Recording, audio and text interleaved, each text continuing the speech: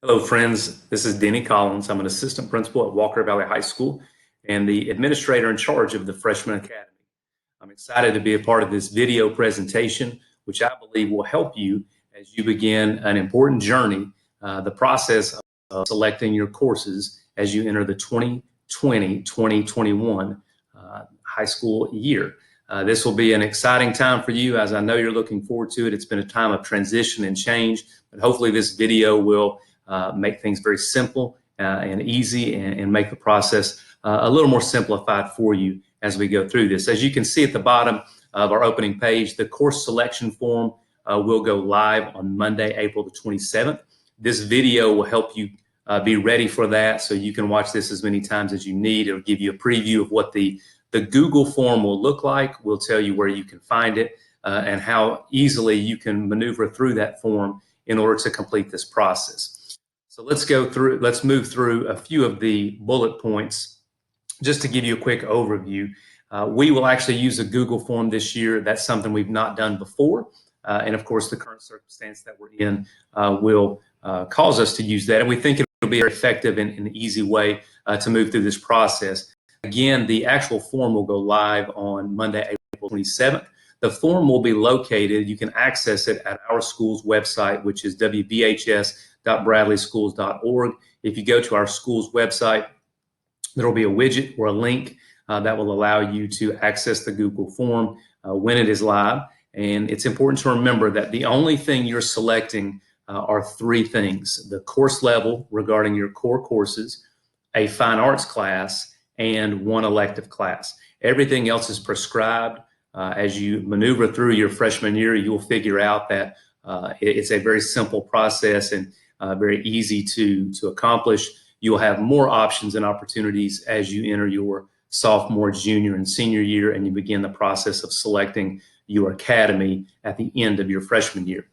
There's no need to rush to complete the form. There's not going to be a first come, first serve. You're not going to get in the front of the line, anything like that. But we would like to have all forms completed by May 22nd. That's for us to start the process of data entry into our information systems.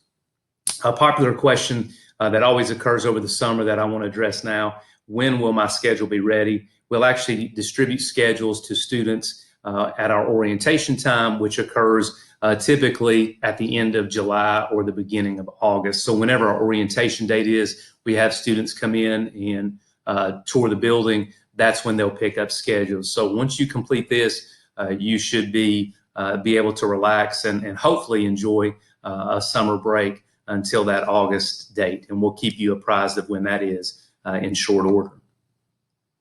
So completing the Google form. So again, on Monday, April 27th, you'll actually click on the link, which will take you to a Google form. And hopefully that's what we'll see right here.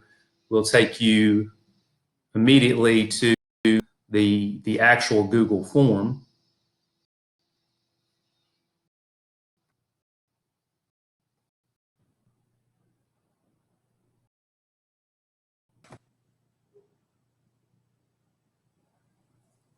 And so here is the Google form that you will actually complete. You'll notice that your email address, the one that will be logged when you complete this, should pop up here.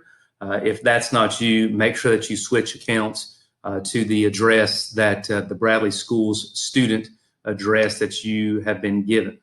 And it's a very simple form. All of these items are required. You're going to provide your first name here. The student last, of course, that's my wife. She will not be filling out a course request form. You'll move down to the parent guardian name and contact information here. And this is important for us if we need to contact you over the summer, if there's a conflict with your schedule, or just for us to provide or receive additional information. So if you'll provide us with that and the best contact method, that would be greatly appreciated.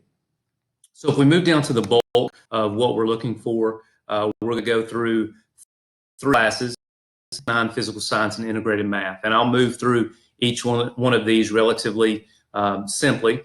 English 9, all you're selecting is the the academic level that you're interested in pursuing. And the two options you have for English 9, grade level or honors. And what we typically tell all of our students is make sure that you select the grade level that reflects your passion and energy regarding that content. So for example, for English 9, if you would say, yes, I love to write, I love reading, I love to do it outside of the classroom, I'm excited about that, I want to, really grow, what I can do in that area, I'm passionate about it, and definitely English 9 honors would be the path for you. However, if you would say, what, I'm not really excited about writing or reading outside of the classroom, I don't necessarily have a passion for any of those things, extracurricular wise, then I would encourage you to stay at grade level. And it's important to remember, whatever you do in the 9th grade doesn't pigeonhole you for the next year. So every single year you can decide if you want to pursue an advanced class or not. Okay. So again, I challenge you, only select the class level that reflects energy. Okay. Same thing for physical science. Again, science is more tied with, I think, math. So if you're passionate about science and labs and projects beyond the classroom and going really in depth and deep with some of our content standards outside of the typical class expectations, then I would suggest looking at honors for physical science. Math is a little bit different. There are 4 options for math, and I'll explain each one. The first 2 are pretty standard, grade level or honors. And again, I hope that reflects your passion. If you are very passionate about math and you see yourself as a math person and you love math, you love numbers, you love the study of mathematics, then definitely pursue honors, and we'll challenge you in that arena. If not, I would say stay at the grade level for now, see what it's about, and then consider challenging yourself beyond the 9th grade year. It's important to know that we break down our math, and what you'll see here with Math 1A and 1B, you'll see this at the end. Every student takes a full year of math. So you'll have one semester, you'll have a fall semester Math 1A and a spring semester of 1B, and that is standard for us. So no matter where you are in the math scale, everybody's going to take a full year of mathematics. The third selection is for students at Ocoee that have completed Math 1A. So we have a handful of students that completed Math 1A. They went through that program at Ocoee Middle School. And so if that was you and you successfully completed that class, we want you to select that I have completed Math 1A. And then the fourth selection is for students that are coming to us from the city or from another county or another system where you may have participated in Algebra 1. And so if you've done Algebra 1 previously, then we want to know that, and that will help us in doing your course selection. Okay? So if we move on to the next part, which is our fine arts course, every student is required to have a fine arts credit in order to graduate. That's part of the graduation requirements for the state of Tennessee. And so what we have at the top, if you'll notice, are the opportunities to take a fine arts class. So this is how they're broken down. If you're a band student, we want to know, hey, I'm in the band, I'm in percussion, this is what I play. Pick that as your first choice. If you're not a band student, then you'll have the option of the Art 1 class, which is a full semester class, Music Appreciation, which is a full semester class, Art/Music. And what that is, that's 9 weeks of the Art 1 and 9 weeks of Music Appreciation. So it's the same 2 classes, just divided into 9 weeks. Then you have choir and then piano lab. And for piano lab, I would tell you that is a very limited class, and it's new to us. Most of our students, if they don't pursue band, are in the Art 1 Music Appreciation, Art and Music. Choir students, that will be done obviously through Ocoee Middle School and through Miss Oren. If that's you, I think you're aware of that. But obviously, if you want to pursue that, let us know. So give us your first 2 choices, and we'll try to honor those as best we can and as spots allow. So once you complete your fine arts, we want you to move down to the next section. So it's important to note that if you are a band student and you completed band in the previous section, you don't need to move forward, okay? Band consumes 2 blocks, 2 sections of a freshman schedule, so there won't be the opportunity for you to take an elective class. You'll have band in the fall and band in the spring. So just remember that. You'll be, basically your course selection is done if you're a band student. If you're not a band student, this is the last section for you. And so what I want to encourage you, make sure that you go to your scroll at the bottom and you can scroll left to right. And that gives you the option of looking at each of these elective courses, okay? And so we'll start at the top with health science, agri-science, computer science, computer design, audio video 1, Microsoft specialist, teaching, business marketing, weight training for football, weight training athletics, intro to engineering, creative writing, and journalism 1. And in the parentheses, you can see just some rough notations of who that might be. So health science would be your medicine, nursing, science, EMA, computer science, audio video 1, that's our SPIL class. So they give you a little bit of an outline of what those are. And of course, I'll provide you a little more detail on the next slide. But once you complete your top 3 choices for fine art, or actually we have 4 listed here, which is fine, for your elective, then you click submit. So a copy of your responses are going to be submitted to me, and that's it. That's all there is to it. And that is the course selection form for 2021.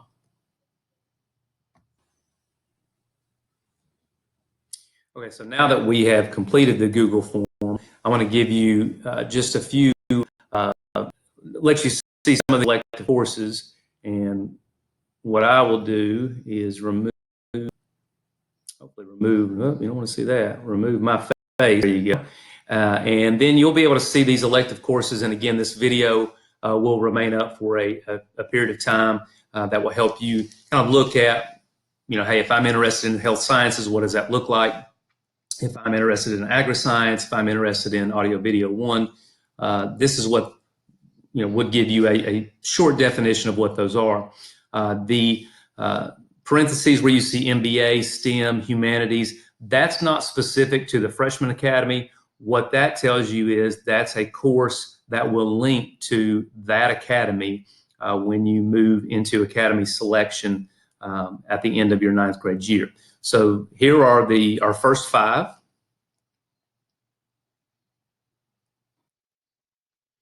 Our next 5, Microsoft specialist, teaching as a profession, business marketing, weight training for football, and weight training for athletics.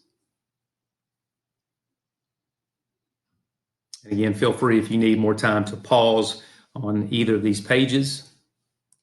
And the last page, driver's education / general physical education, intro to engineering, creative writing, and journalism. And I'll go up to the driver's education / general physical education and move through that real quick. If you want to take this class, they ask that you are 15 when you take this. It is a quarter class, meaning you can take that first, second, third, or fourth quarter.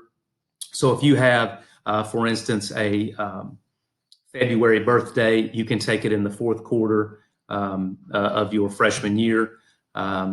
So what we would do is we pair that with general physical education.